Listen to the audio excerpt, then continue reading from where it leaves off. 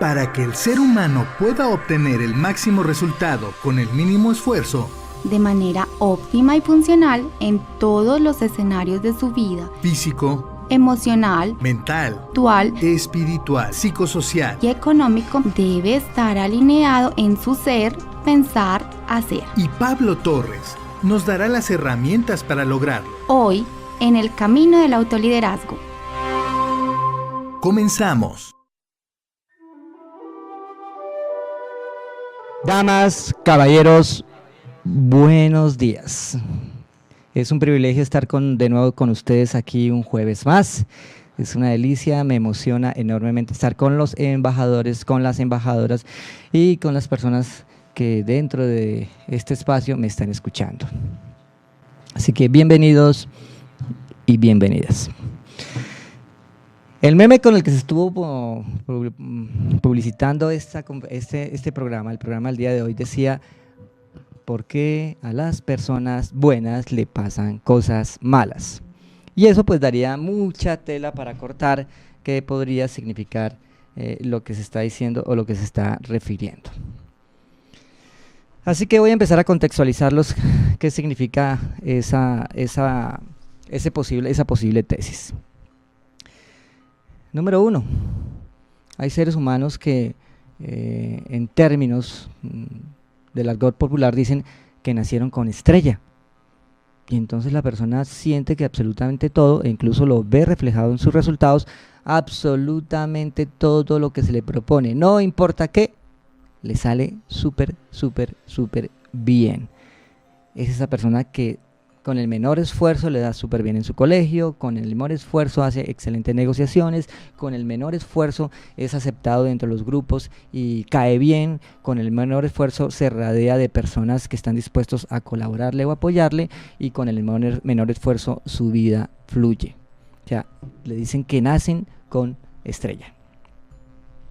Y entonces también habrán las personas que le dicen que nacieron estrellados. Y entonces la persona todo el tiempo hace todo lo necesario para que su vida sea óptima, para que su vida sea funcional, pero por alguna razón algo pasa. En el último instante, en la puerta del horno se le quema el pan. Es ese negocio que suena prometedor, que se ve prometedor, que todas las posibilidades están dadas, y solo falta la parte del cierre, la fase del cierre, la fase de la concreción, y en el último instante esa negociación por alguna razón se colapsa. Esa relación que va fluyendo con mucha facilidad, y de pronto por el comentario más inesperado, por la situación más inesperada, por el detalle más inesperado, de pronto la relación se fractura o se llena de ruido. O esa persona que con una facilidad impresionante, por cualquier situación, por cualquier razón, por cualquier incidente, por cualquier incidencia, por un cambio climático, por un cambio en su dieta, por algo inesperado, su salud se ve afectada. Y entonces, no, es que como que parece ser que nací estrellado. Y entonces empieza la persona a preguntarse: ¿pero qué pasa conmigo si yo soy tan supremamente juicioso? Yo soy disciplinado, yo hago lo necesario, yo soy ético, yo soy honesto, yo soy una persona cuidadosa de la sociedad, yo soy una persona cuidadosa de mis palabras. Y yo veo a la otra persona completamente desordenada, completamente desajustada, completamente descuidada en su comunicación, con una comunicación a veces fuerte, agresiva, inapropiada, con palabras altisonantes, y le va súper bien. Es más, todo el mundo lo aplaude. Es más, él puede decir una palabra o una frase altisonante y todo el mundo se siente contento y congraciado de la manera que lo dijo. Y yo, que me cuido en absolutamente todo, nada. Patino. Así que este programa está dirigido a las personas que se están cuestionando y que se están preguntando qué está pasando. ¿Por qué a las personas juiciosas, disciplinadas, consideradas, respetuosas, dispuestas a que todo salga súper bien, comprometidas, le pasan cosas, pongámoslo entre comillas, malas? Viene algo interesante. Yo soy de la línea en la que es importante que sea importante medir lo que se está haciendo. O sea, una regla que me he aprendido con el tiempo es que lo que no es susceptible de medir no es susceptible de mejorar. En un principio pues se hacen exploraciones de investigación, exploraciones de alto riesgo, de decir, veamos a ver qué pasa. Y ese veamos qué pasa pues me permite descubrir, y si yo soy lo suficientemente concreto de tomar los datos de ese descubrir o de esa investigación, pues tomaré un conocimiento que me permite construir más conocimiento y por ende construir unidades de experiencia para un futuro. Pero si yo soy descuidado en la toma de datos, pues la probabilidad de que vuelva a repetir el ejercicio y la probabilidad de que vuelva a salir maltratadito y la probabilidad de que las cosas empiecen a coger un rumbo inapropiado, pues es muy, muy alta. Así que soy partidario de estar validando, de estar tomando datos y en la medida que se pueda someterlo a un proceso de valoración, a un proceso de estadística o a un proceso de métrica. Así que, amigos y amigas, embajadores y embajadoras, lo que no es susceptible de medir no es susceptible de mejorar. Es la primera regla de oro en cualquier proceso. Entonces, nos vamos a un escenario concreto. Resulta que los seres humanos les pasa algo muy similar a lo que le pasa a una persona cuando llega a una ciudad nueva, en que cuando llega a esta ciudad, aunque la ciudad tenga muchas promesas, muchas posibilidades, pues la persona está completamente desorientada y por ende está atrapada. Se lo digo porque me ha pasado las veces que he hecho migraciones hacia otras ciudades. Y entonces, en la época que no existía el internet, pues eso era todo un ejercicio, cómo orientarse dentro de la ciudad, cómo encontrar personas que de alguna manera le apoyaran a usted en su saber. Oiga, tome este transporte, súbase a este bus, venga, lo llevo, venga, lo transporto, y casi que había que hacer una buena alianza con esta persona para que ella le dedicara de su tiempo a mí. Pero como ahora tenemos algo mágico, que es el internet, y ya existe algo que se llama el Waze, entonces el Waze me parece una maravilla. Textualmente es una brújula. Entonces usted llega a una ciudad, si por alguna razón el Waze no se puede conectar vía internet, vía plan de datos, pues el Waze se comunica vía satelital. La otra opción es el Google Map, pero eso es fascinante. Usted llega y dice, yo quiero que me lleve a el almacén A, vamos a suponer que hablamos de Carulla o Éxito, un establecimiento X, o hablamos de una entidad oficial del Estado, por ejemplo, yo quiero que por favor me lleve a la DIAN. Entonces pongo en el Waze DIAN, y luego el DIAN de el norte, la DIAN de el sur, la DIAN de occidente, y si somos mucho más concretos, por favor a la DIAN de el Poblado, si estamos hablando de Medellín, por ejemplo. Si habláramos de otra ciudad, pues entonces a la DIAN de otra ciudad, la DIAN de Bogotá del norte, o de Lima, allá tendrá otro ente regulador. Y luego DIAN del Poblado. Entonces, como existe la probabilidad de que haya N poblados, entonces DIAN de Poblado de Medellín. Y si él me detecta dónde estoy, pues me lleva directamente, y si no, le escribo Colombia. Y de pronto él hace un autocálculo y empieza a calcular, hasta que encuentra la ruta óptima, evaluada en tiempo y evaluada en distancia. Y cuando él dice, muy bien, iniciamos, entonces yo oprimo iniciar, él me traza una ruta, yo empiezo a andar. Si tengo un buen plan de datos, puedo andar rápido. Si tengo un dato regular, pues tengo que andar lento, porque él constantemente va a estar recalculando la ruta. Pero eso es mágico. Yo me acuerdo que llego a una ciudad, estoy en una esquina, y mientras este Waze no funcione, estoy textualmente atrapado. No sé qué hacer. Puedo arrancar para cualquier lado, pero igual llegaré a cualquier lado. Y resulta que yo en concreto requiero llegar a algún lugar. Es de las cosas más fascinantes que he podido encontrar a la hora de llegar a una ciudad, porque me permite tener lo que cualquier ser humano vive de alguna manera buscando en la vida: guía, y una guía asertiva, y una guía que me lleve al lugar por el que yo estoy preguntando.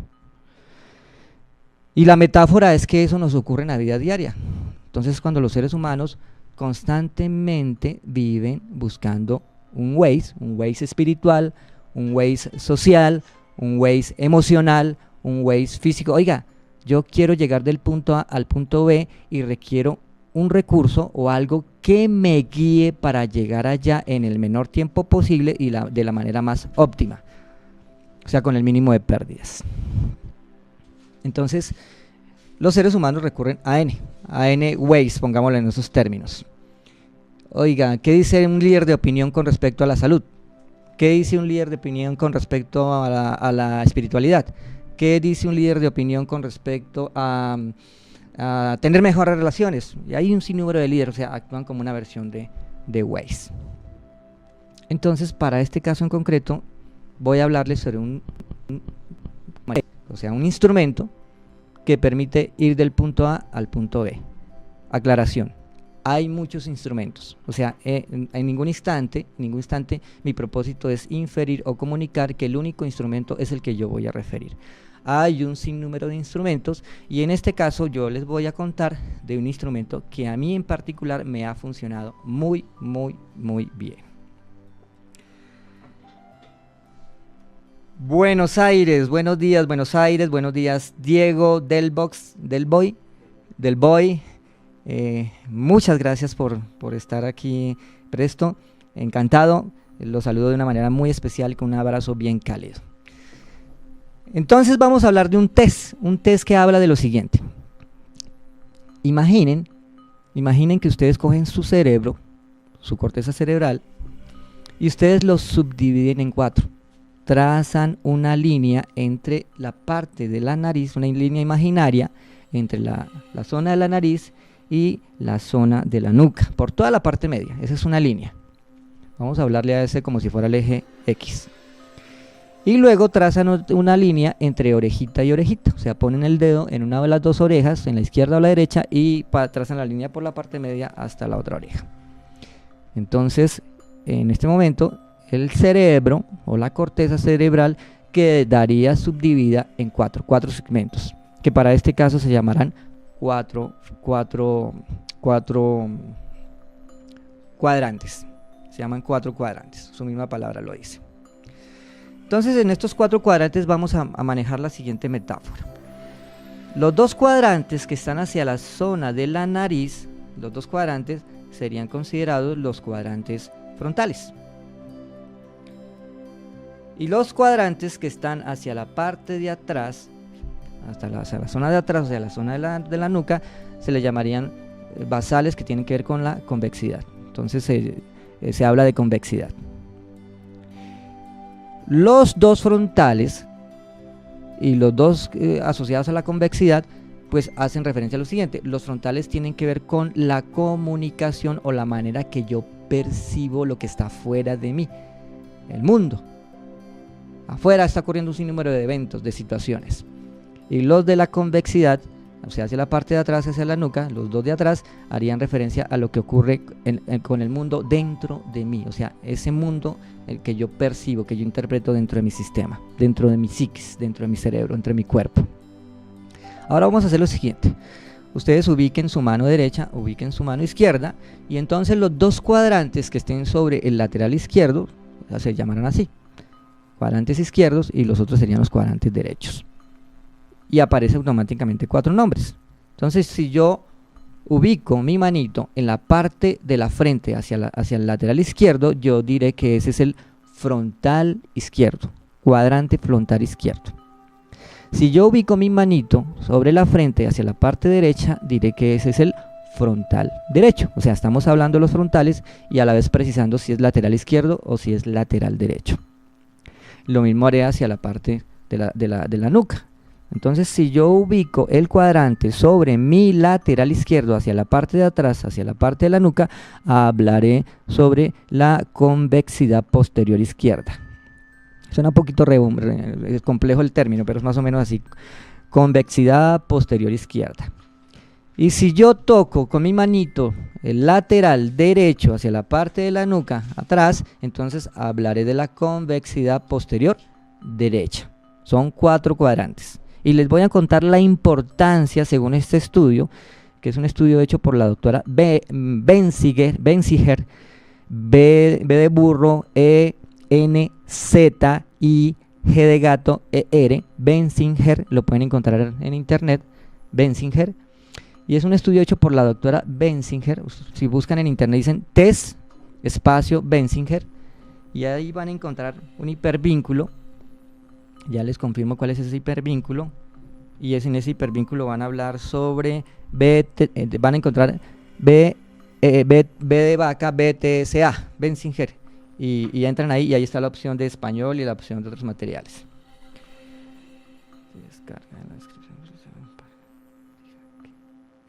Si requieren más información dentro de esa página, de las que les acabo de recibir, que es benzinger.org, al final de la página, ustedes van a encontrar como dos ambientes PPT, PowerPoint.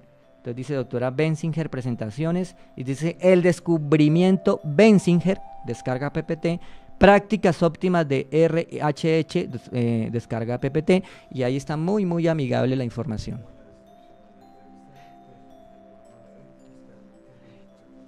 O me comenta mi coach aquí en la emisora, Jerry, que está pendiente de mí como un buen cuidador, que en la presentación que se hizo de Facebook, también ahí están los links para que les den clic en esos links y automáticamente se abre la descarga para que los puedan descargar de PowerPoint. O sea, existen esas dos opciones.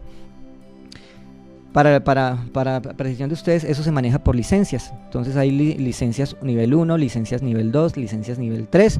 Yo por ahora estoy en licencia nivel 1, o sea, soy una persona certificada por la organización de la doctora Benzinger con respecto a este instrumento para poder ayudar a los seres humanos. Bien, ¿qué propone entonces este estudio? Regresemos al tema de origen. Vamos a usar una metáfora. Vamos a suponer que yo como individuo nazco con un total de 1 millón de neuronas. Las neuronas son las células que hay en el cerebro, en que cuando ellas se interconectan, pues ellas crean algo que se llaman rutas neuronales, y estas rutas neuronales se terminan convirtiendo en decisiones del ser humano. Decisiones vida, decisiones económicas, decisiones de salud, decisiones de alimentación, todo su proceso de información, todo su proceso de selección, todo su proceso de garantizar los resultados depende de las neuronas que hay a nivel de la corteza cerebral, que tienen que ver con la lógica, y otros procesos que hay a nivel límbico y otros procesos que hay a nivel instintivo. Pero por ahora estamos centrando nuestra energía a nivel de corteza cerebral, y en su momento centraremos la energía en otros sistemas. En su totalidad hablaremos del cerebro. Entonces, vamos a ubicarnos, por ejemplo, vamos a decir que nacimos con 1 millón de neuronas. Y vamos a suponer para este caso, que de ese millón de neuronas fueron distribuidas de la siguiente manera. 500.000 neuronas fueron asignadas, o sea, por genética, por defecto, en el momento que yo nací. O sea, eso es algo que se da por defecto. Yo nazco con esas condiciones. 500.000 de esas neuronas se fueron al frontal derecho, para el ejemplo. Entonces, ¿qué hace el frontal derecho? El frontal derecho de una persona dice que cuando hay una gran cantidad de neuronas es una persona que tiene un alto sentido de la imaginación, un alto sentido de la creatividad, es una persona con una tendencia constante a encontrar patrones sobre alguna situación y por ende a solucionar lo que llamaríamos problemas. Es una persona con un alto sentido del riesgo, es una persona que le encanta innovar y es una persona que le encanta el humor. Entonces pudiera decirse que la única regla, porque todos tienen reglas para moverse en la vida, la única regla de un frontal derecho es ir en contra de las reglas o romper las reglas. Riesgo puro. Es riesgo puro. Entonces la personita nace con una gran cantidad de neuronas hacia el frontal derecho. Nos quedan 500.000. De esas 500.000, entonces, para el ejemplo, 200 se van al frontal izquierdo, 200.000, y 200.000 se van a la convexidad posterior derecha, o sea, la parte de la nuca hacia atrás, hacia la parte derecha. Entonces tenemos 200, por lo tanto ya van 900, nos quedan 100.000. Estos dos, dentro de este contexto, dentro del contexto Benzinger, se le llaman los auxiliares.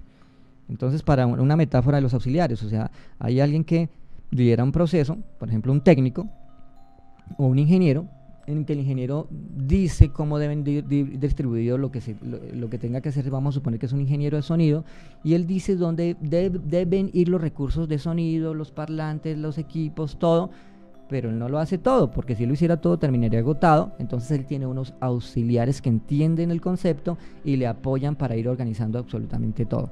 Entonces en este caso el ingeniero sería el frontal derecho, o sea, quien lidera el proceso, y sus auxiliares serían el frontal izquierdo y la convexidad posterior derecha. Son los auxiliares. Vamos a colaborarle al frontal derecho. Y por último tenemos 100.000, en que esas 100.000 están en la convexidad posterior izquierda, o sea, en la parte de la nuca hacia el lateral izquierdo. Entonces, bien lo interesante, si ustedes observan, la tesis dice que yo como individuo, si yo nací con una gran cantidad de neuronas sobre el frontal derecho, pues me dedico a eso. Y como me dedico a eso, es como la persona que nace con un talento. La persona que nace con el talento de hacer música, le fluye con facilidad. A todo el mundo le gusta, él no sabe por qué, pero toca por oído. Es una persona que con facilidad los deditos se le mueven. Donde vea hay música, esa es una persona que brilla con la música. Es para el ejemplo. Entonces resulta que la música, lo que le hace vibrar el alma a un frontal derecho, es la imaginación, la creatividad, solucionar problemas, la investigación, detectar patrones, arriesgarse, innovar, humor. O sea, eso es lo que le encanta al frontal derecho. Y la propuesta dice, dedíquese a eso, no se dedique a otra cosa. ¿Para qué? Para que se goce la vida, para que todos los días que se levante y levántese emocionado porque va a hacer eso. ¿Por qué? Porque tiene una mayor facilidad con eso. Les voy a poner otra metáfora. La persona que a nivel de grupos musculares y es corredor, decide que va a correr, nace con unos grupos musculares, sino con una fisiología para velocidad versus el que nace para carreras de fondo, o sea, para resistencia. Entonces, ¿qué pasa si el de velocidad se dedica a resistencia y qué pasa si el de resistencia se dedica a velocidad? Lo más posible es que lo logre, pero salga muy maltratado. Mientras que si yo nazco con músculos para correr a velocidad y corro a velocidad, me lo disfruto, eso es como si flotara, y el otro igualitico. Es exactamente el mismo principio, esa es la metáfora. Entonces, nace un concepto que se llama esto cuando me dedico a algo diferente para lo que nací. Se llama desviación de tipo o una adaptación de tipo. Entonces, tipo hace referencia, yo soy un tipo frontal derecho, yo soy un tipo frontal izquierdo, yo soy un tipo convexidad posterior izquierda, yo soy un tipo convexidad derecha. Entonces, cuando yo me dedico para lo que nací, a eso se le llama una habilidad. Pero cuando yo me dedico a algo para lo que no nací, o sea, para lo que mi cerebro no está configurado, a eso se le llama una competencia. Resulta que si yo me dedico a algo diferente para lo que nací, mis sistemas tienen que hacer un gran esfuerzo para lograrlo. Vuelvo y les pongo el ejemplo del carro o la persona que nace para hacer fuerza, para subidas, y la persona que nace físicamente, estructuralmente para velocidad. Entonces el de fuerza pueda que haga el de la velocidad. La pregunta es ¿a qué precio? La pregunta es ¿a qué costo? Entonces, según la doctora Benzinger, en sus estudios, que son más o menos un estimado de 10.000 casos, utilizando equipos de resonancia magnética nuclear y otros equipos que permiten identificar el comportamiento del cerebro y del cuerpo, encontró lo siguiente.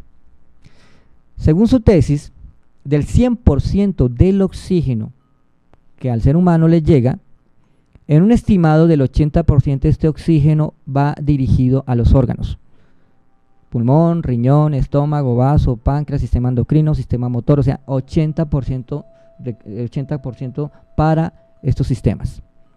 Y el 20% del oxígeno va dirigido al cerebro. Esa es la condición ideal. Esa condición se da cuando la persona está dedicada para lo que nació su cerebro, para lo que nació su cuerpo. Es una regla 20-80, 80-20, en condiciones óptimas. Pero si la persona, por un mecanismo de adaptación, por un mecanismo de supervivencia significa, oiga, no, es que yo necesito trabajo, yo necesito plata, yo necesito dinero, yo necesito ser aceptado por una sociedad, yo necesito ser adaptado, venga, me adapto, venga, aprendo algo diferente a lo que yo sé hacer. Eso se llama una adaptación. Si por mecanismo de supervivencia ella tiene que hacer una adaptación, en el peor de los casos va a ocurrir lo siguiente: en vez de que el 80% del oxígeno se vaya para su cuerpo, el 80% del oxígeno se va a ir para su cerebro. ¿Por qué? Porque está haciendo algo para lo que no está entrenado. Vamos a suponer que en el peor de los casos yo me hago una desviación hacia mi zona más débil. En este caso, la zona más débil para un frontal derecho, su zona más débil sería su convexidad posterior izquierda, o sea, la parte de atrás de la nuca hacia el lateral izquierdo. Ahí estarían las 100.000 neuronas de las que estuvimos hablando para este ejemplo. En el frontal derecho tengo 500.000, en el frontal izquierdo 200.000, en la convexidad posterior derecha 200.000 y en la convexidad posterior izquierda 100.000. Entonces, en el peor de los casos me dedico a la convexidad posterior izquierda, que es el punto más débil. ¿Qué hace la convexidad para este caso? Entonces, es una persona que se dedica a monitorear, a controlar, a poner atención a los detalles, procedimientos rutinarios, mantener planificaciones, mantener procesos administrativos. O sea, es una personita que está dedicada a que la regla se cumpla detalle a detalle. Entonces, observen ese antagonismo. Mientras el frontal derecho, su única regla es romper la regla, para la convexidad posterior izquierda, su única regla es cumplir la regla. O sea, es completamente antagonista, es un sentido completamente contrario. Entonces, si yo, que estoy acostumbrado, que nací para romper la regla, me veo forzado a cumplir la regla, eso es una demanda energética muy, muy, muy alta para mi organismo. ¿Qué hace entonces mi sistema? Para que usted pueda cumplir con ese propósito, porque usted lo va a cumplir, yo mando 80% de mi oxígeno a mi cerebro y mando 80% de oxígeno a mi cuerpo. Entonces imaginen ustedes un riñón sin oxígeno, un pulmón sin oxígeno, un estómago sin oxígeno, un corazón sin oxígeno, unos músculos sin oxígeno. Eso es muy, muy delicado. O sea, ya no estamos hablando de un tema de actitud personal y de vamos para adelante para la vida y yo sé que puedo, sino que es una realidad fisiológica lo que está ocurriendo cuando esto se da. Entonces, ¿qué ocurrirá? Aquí aparece un concepto que se llama pH. Y entonces el pH se subdivide en 3 tipos de pH para el ser humano. La condición ideal de pH del ser humano debe estar entre 7.35 y 7.45. Ustedes lo podrían medir con una cintica, van a la farmacia y compran una cintica para medir el pH y lo hacen con su saliva, lo hacen con su orina. Podría decirse que es veraz en un 80%, 70%, porque en realidad el pH se mide directamente en la sangre, pero para ello tendrían que ir a un laboratorio. Entonces, lo más cercano que les puede dar una información sobre su pH es la saliva o la orina, y se hace con una cintica especial que cambia de color, estilo como cuando en las piscinas ustedes observan que revisan el pH de la piscina, le echan unos químicos y eso tiene una reacción y genera un color. Es algo muy similar. Entonces, para el ser humano, lo ideal es que ese pH esté en 7.35, 7.45. Y se mide de una escala de 1 a 10. Si el pH está entre 7.35 y 1, entonces a ese pH se le considera un pH ácido. Y si el pH está entre 7.45 y 10, a ese pH se le considera un pH alcalino. Algo importantísimo. El pH, cuando se vuelve ácido, es un ambiente propicio para que microorganismos como bacterias, como virus, puedan tener un ambiente donde ellos puedan vivir. O sea, los virus, las bacterias, microorganismos y mutaciones celulares. Mutaciones celulares es que una célula que tiene una función en concreto dentro de mi sistema, ella deja de cumplir con su función, se degenera, a eso se le llama una mutación, y la mutación más extrema se le llama cáncer. Hay mutaciones de mutaciones. Este tipo de microorganismos viven en ambientes ácidos. Imaginen lo delicado que es el tema. Entonces es cuando la persona le da permiso a que su cuerpo entre en bacterias y todo tipo de situaciones. Resulta que existen dos tipos de acidosis. Una acidosis que se llama acidosis metabólica y otra acidosis que se llama acidosis respiratoria. La acidosis respiratoria la pueden referir personas que tienen situaciones de asma, situaciones de pulmón, situaciones de malos hábitos de respiración, porque pueden haber personas que no tengan ningún tipo de compromiso a nivel respiratorio, pero que tienen malos hábitos de respiración, y eso genera algo que se llama una acidosis respiratoria, o sea, el pH del cuerpo se vuelve ácido. Y está el otro tipo de acidosis metabólica que depende de los alimentos, depende de sus hábitos, pero en especial de sus alimentos, y hace que el cuerpo se vuelva ácido. Si nosotros vemos este concepto, entonces significa que si el 20% si el 80% de mi oxígeno se va para mi cerebro y el 20% se va para mi cuerpo, eso es una versión de acidosis respiratoria. Por lo tanto, mi cuerpo se pone muy, muy, muy ácido, y por ende el cuerpo empieza a tener una serie de alteraciones de su salud y hace que la persona se enferme. En otras palabras, desviación de tipo tiene una alta probabilidad de que la persona haga enfermedades. ¿Por qué? Porque su cuerpo tiende a un estado ácido por la deficiencia de oxígeno, por acidosis respiratoria. Y dos, resulta que el oxígeno es un combustible para que exploten una serie de recursos dentro del sistema, en que la explosión de esos es bien interesante porque produce un efecto que se llaman radicales libres.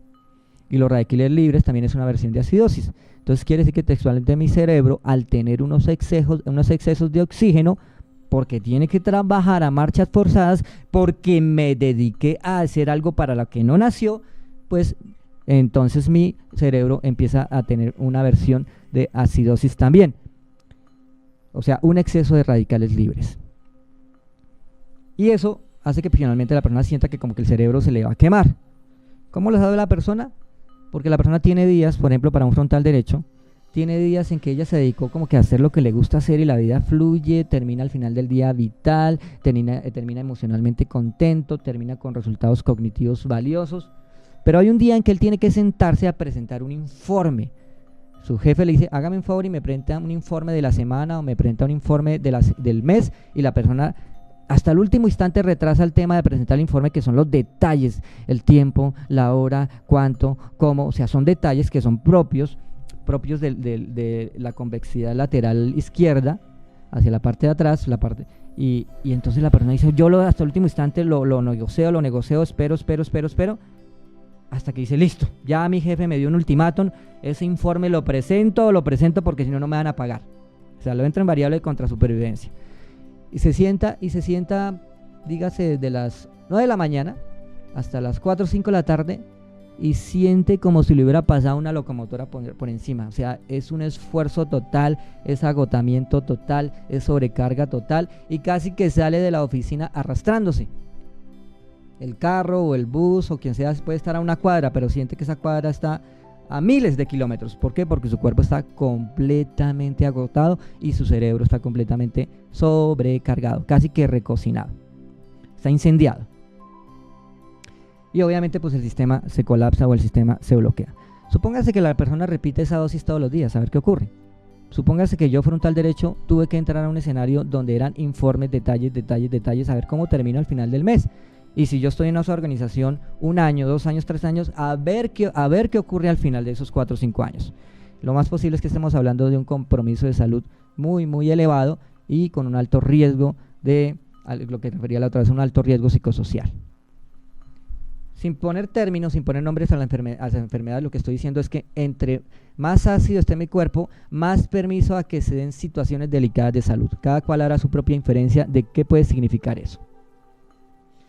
Entonces, a esto se le conoce como una desviación de tipo.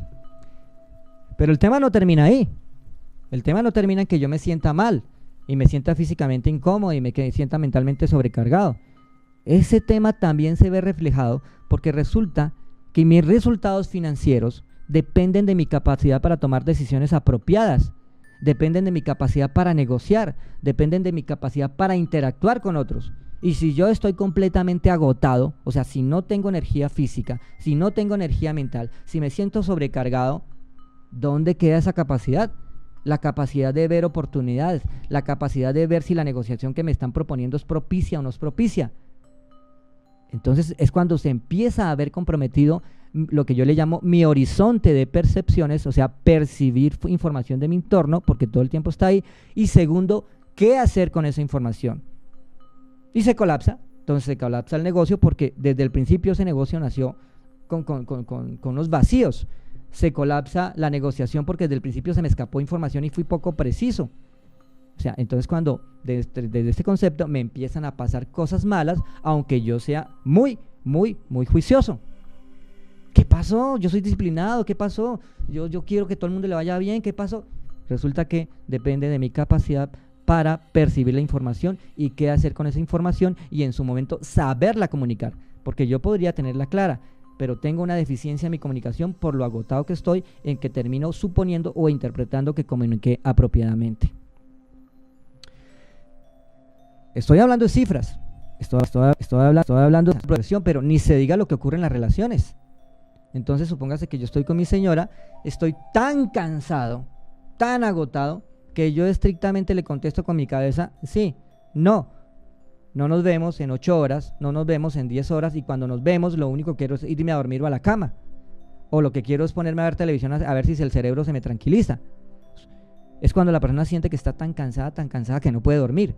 Entonces resulta que la relación con mi señora se empieza a ver afectada porque las relaciones están fundamentadas en el diálogo, están fundamentadas en compartir vivencias, están fundamentadas en mutuamente avalarse, mutuamente enriquecerse. Pero si yo estoy tan cansado que no puedo ni siquiera pensar, yo empiezo a ver cómo esa relación se vuelve monotemática. Sí, no, el desayuno, almuerzo, cuentas por pagar. Sí, no, desayuno, almuerzo, comida, cuentas por pagar. Pura y física sobrevivencia, pura y física supervivencia. Y el fin de semana estoy tan fundido que lo único que quiero es quedarme en la cama viendo televisión y mi familia completa queriendo ir a pasear, a compartir y a construir el escenario familia, pero no puedo porque estoy sin vitalidad física y mental. Entonces también compromete mis relaciones. Estamos en la época de las redes. Estamos en la época en que ya no podemos ser lobos solitarios. O sea, antes alguien cogía rumbo y él solito abría camino y él solito construía proyectos y él solito lo hacía. Y de pronto invitaba a alguien, pero diciéndole le pago porque trabaje conmigo. Ahora no. Ahora el mundo es de las alianzas.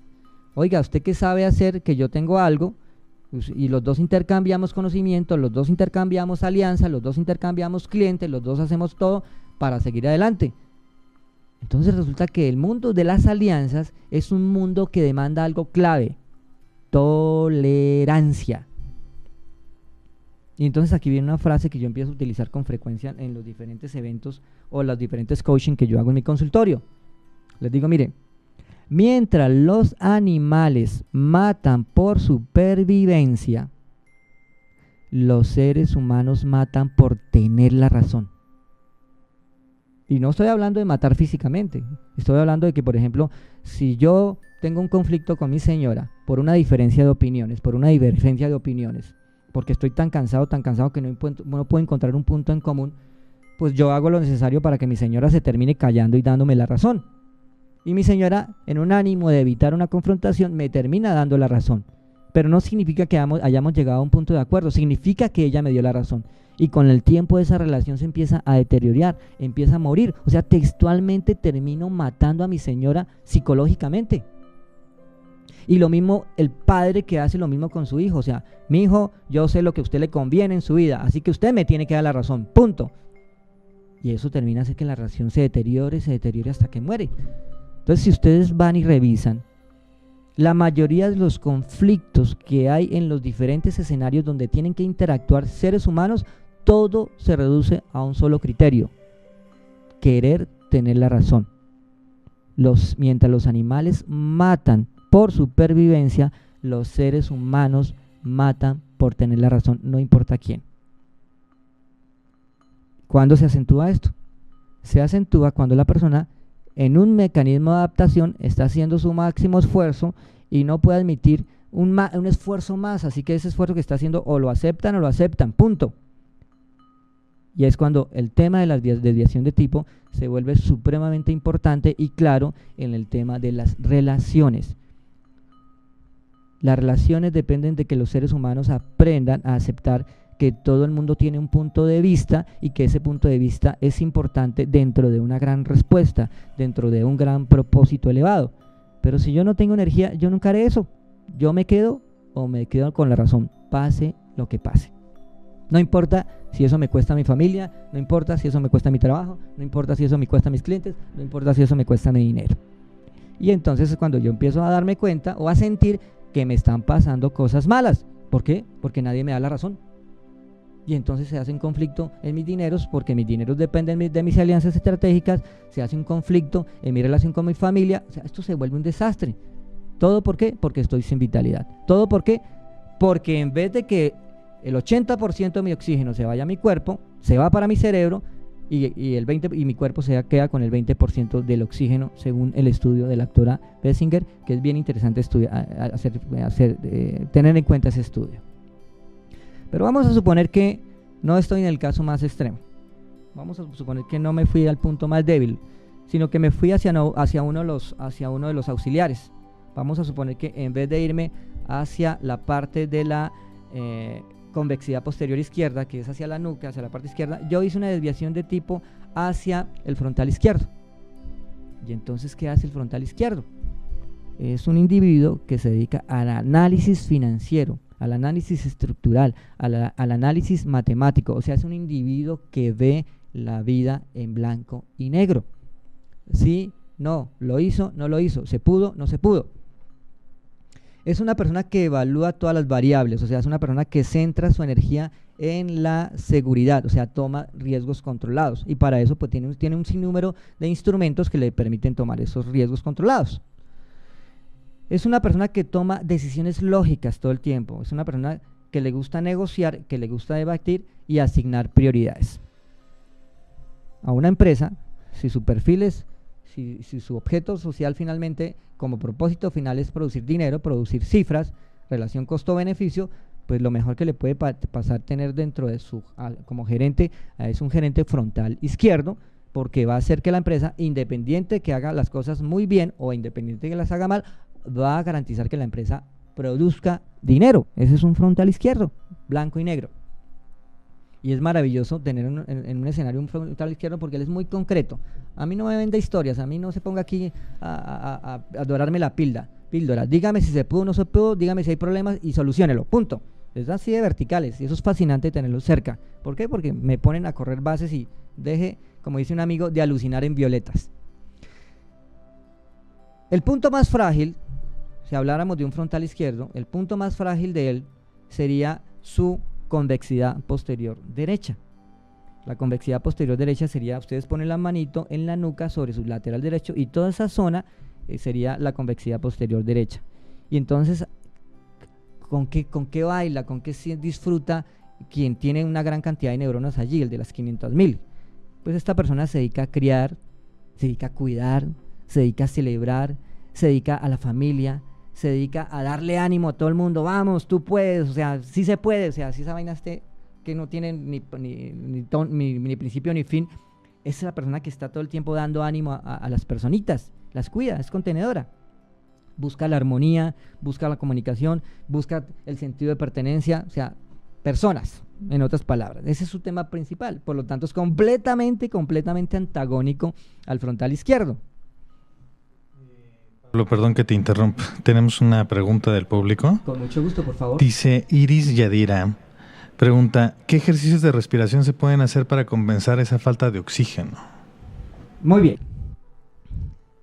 Voy a darles un ejercicio sencillito. Iris, muchas gracias por la comunicación, por la llamada. Un abrazo muy especial. Bienvenida a este espacio. Hay una sencillita. Empiezan a hacer lo siguiente. Recogen aire lo más que puedan. Primero, hagan de cuenta que van a toser, pero tosen como con el estómago. No tosen como con la parte de arriba del tórax, sino tosen con el estómago. Y eso tiene como propósito vaciar absolutamente los pulmones, que se queden ceros. Una vez que ustedes sienten que los han vaciado, o sea, que han tosido 2 o 3 veces, con el estómago como botando, como expulsando por la boca todo el aire que hay en sus pulmones, inhalan lo más que puedan, o lo hacen por la boca o lo hacen por la nariz, inhalan lo más que puedan hasta llenar completamente su caja torácica, hasta llenar completamente sus pulmones. Y estando ahí, empiezan a aguantar la respiración lo más que puedan. Y llevan un contador. Al principio van a notar que logran los 15 segundos, los 30 segundos, el objetivo o la meta es que logren contener el aire allí durante 1 minuto. Y al minuto, pues lo exhalan, lo expulsan. Y empiezan a repetir ese ejercicio varias veces y por ejemplo la meta sería hacerla 5 veces. Recogen el aire lo más que puedan, contienen, ustedes sienten que se les va a salir el corazón, en un principio van a tener como una sensación de vacío, una sensación de mareo, entonces por favor procuren un lugar donde se puedan sentar o una pared donde se puedan recostar y lo sostienen hasta que ustedes sientan que el corazón se les va a salir y ¡prum! Lo sueltan. Y de nuevo hacen ese mismo ejercicio mínimo unas 10 veces. Cuando ustedes ya han logrado llegar a ese punto, entonces van a hacer otro ejercicio que es completamente contrario, que es ¿cuál? Expulsan completamente el aire como tercer, expulsan completamente el aire, es como si se quedara vacío los pulmones y ustedes van a buscar durar la mayor cantidad posible de tiempo en un estado de vacío. 5 segundos, 10 segundos, hasta llegar a por lo menos a un estimado de 30 segundos. Entonces es completamente lo contrario al ejercicio anterior. Entonces entrenan eso mínimo unas 10 veces. Cuando ya han llegado al ejercicio de 1 minuto y como han llegado al ejercicio de los 30 segundos, mezclan los dos ejercicios, los dos. Pero ¿cómo los van a mezclar? Recoge aire completamente, lo recoge hasta que usted sienta que los pulmones se le llenaron completamente y lo empieza a expulsar lento, suavecito por la nariz. La idea es que logre llegar al minuto expulsándolo por la nariz suavecito.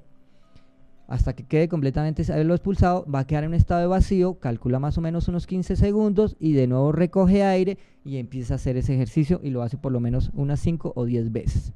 Cuando sienta que está desesperado, que no se haya, haga ese ejercicio, por lo menos aguante la respiración y luego va a empezar a ver y cómo empieza a hiperventilar el cuerpo. Es una herramienta sencilla, es una técnica de Qigong que luego mezclada con otras técnicas de Tai Chi y otras, es una práctica oriental muy interesante. Eso regula el sistema neurovegetativo. Entonces, Iris, espero haber contestado de manera apropiada a tu inquietud. Si no, por favor, me lo haces saber. Un abrazo muy especial. Bien, retornamos al tema. Entonces, si mis 500.000 neuronas se fueron hacia mi frontal izquierdo, 200.000 se fueron hacia mi frontal derecho, 200.000 hacia mi convexidad posterior izquierda y 100.000 a mi convexidad posterior derecha, esa sería como una condición ideal. Pero se puede dar el caso de que yo haga una desviación de tipo. Entonces, mi tipo original era el frontal derecho, pero por mecanismo de supervivencia me fui al frontal izquierdo. No me fui a mi principal debilidad, me fui a unos auxiliares, al 200. Entonces, obviamente ya no será la regla 80-20, no será que el 20% se fue a mi cuerpo, sino posiblemente esté en un 50-50. Entonces, mi cuerpo sí se desgasta, yo siento que hay resultados sostenibles, pero yo empiezo a sentir que me empiezo a agotar y si estoy relativamente joven, pues no lo resiento. Eso empieza a notarse en especial después de los 40 años. Con el tiempo va a ocurrir algo si yo hago una desviación de tipo. Siento que estoy en el lugar equivocado. Siento que hice de todo. Siento que fui juicioso en esta vida. Siento que cumplí con las reglas, pero que por alguna razón tengo apatía, que tengo descontento. Siento que la vida dejó de sorprenderme, siento que la vida dejó de encantarme. Y empiezo a llenarme o de razones incómodas o buscar razones cómodas, pero lo hago desde la lógica. Es una especie como de felicidad intelectual, es más o menos eso. No es una felicidad que brota por los poros, sino es una felicidad intelectual. Esta desviación de tipo es delicada. Vamos a suponer que yo me desvíe hacia el frontal izquierdo. Entonces, como el frontal izquierdo, su fortaleza es hechos, datos, números, y yo quiero hacer bien la tarea, tenderé a mutilar el basal derecho. Y al mutilarlo, tengo serios inconvenientes con las personas. ¿Por qué? Porque el frontal derecho tiene que portarse de esta manera.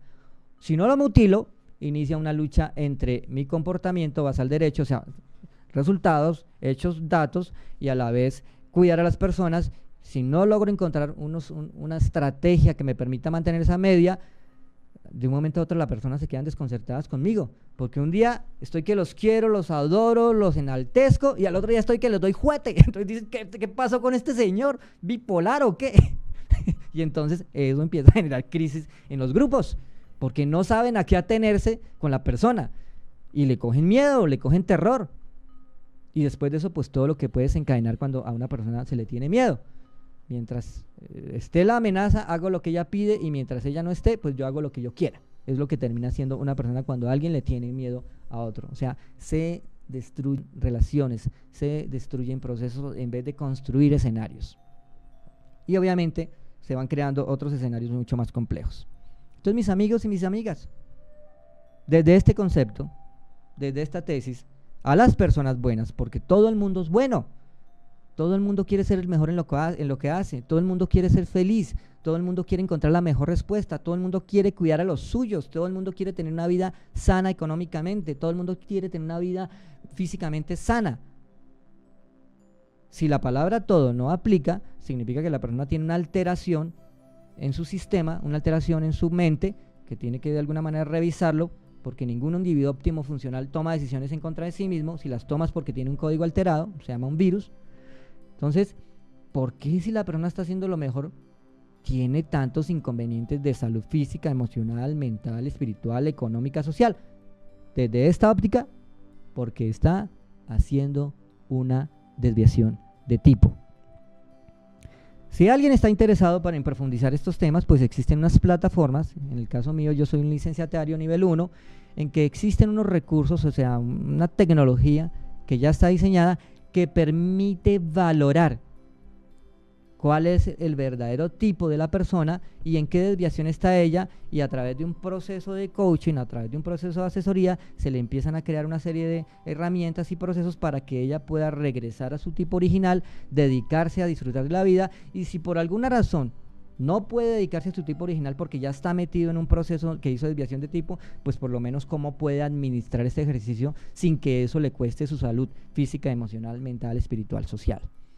Entonces, sí existen instrumentos para que eso se pueda valorar, para que eso se pueda medir. Y también existen instrumentos para que la persona, si decide regresar a su punto de equilibrio, ella pueda regresar a su punto de equilibrio.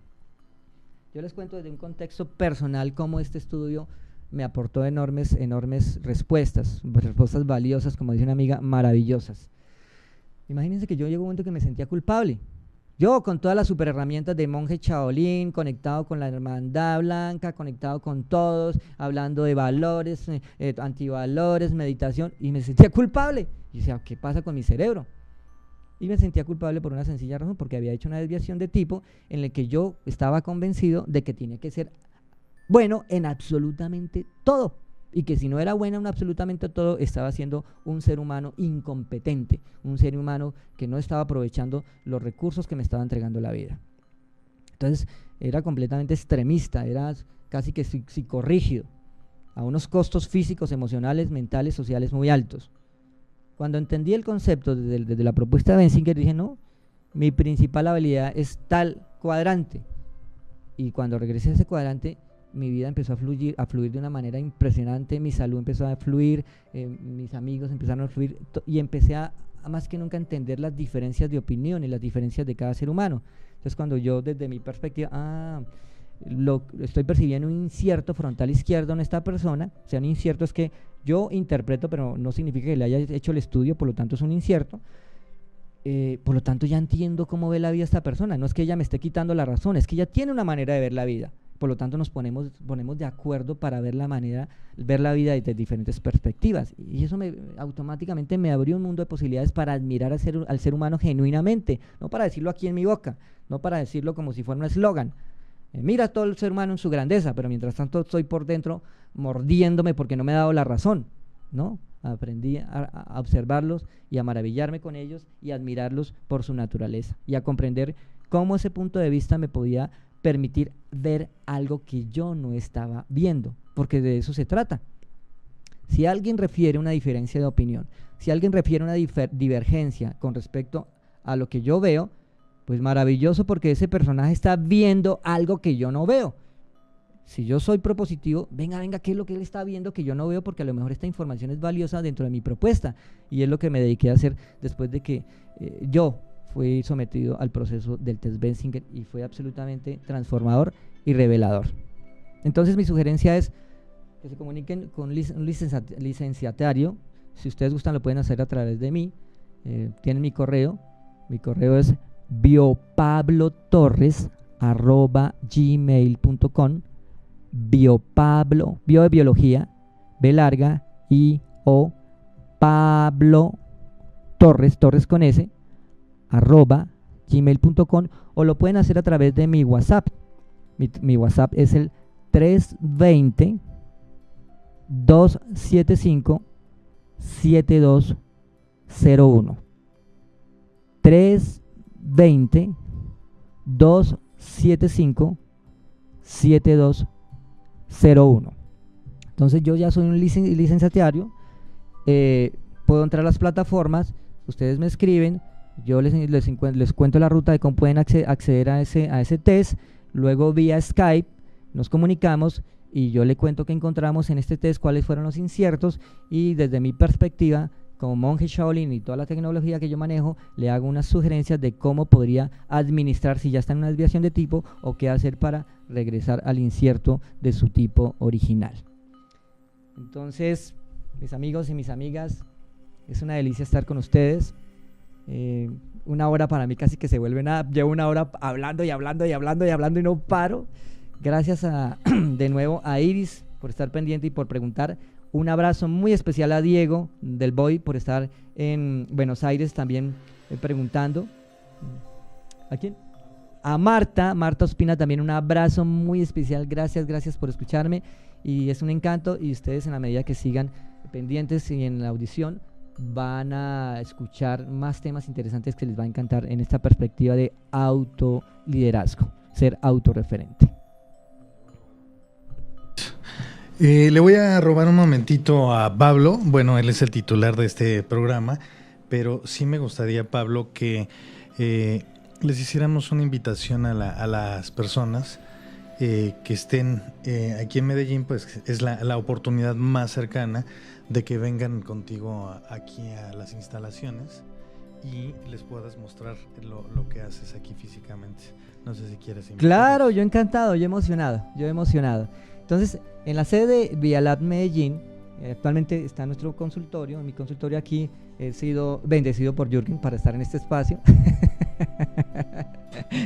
Y por todo su equipo. Jerry es una persona muy, muy especial, muy amorosa, que también me ha dado la bienvenida a este espacio. Y entonces aquí está ya el consultorio con unos equipos, con una tecnología, todo el concepto es neurotecnología, para apoyar a las personas en sus diferentes preguntas, con un solo propósito: felicidad, en paz, tranquilidad, dirección, autoliderazgo. Entonces, claro, Jerry, encantado, estoy dispuesto aquí. Regularmente yo llego 9 de la mañana, cuando ahora que incluso estoy antes. En las próximas semanas estaré desde las 7 de la mañana tipo 8 de la noche, dispuestos a cualquier pregunta, a atenderlos, a cuidarlos, admirarlas también. Muy bien, hasta pronto, hasta el próximo jueves. Un abrazo muy especial a todos. Autoliderazgo. Mi nombre es Pablo Torres, monje Shaolin.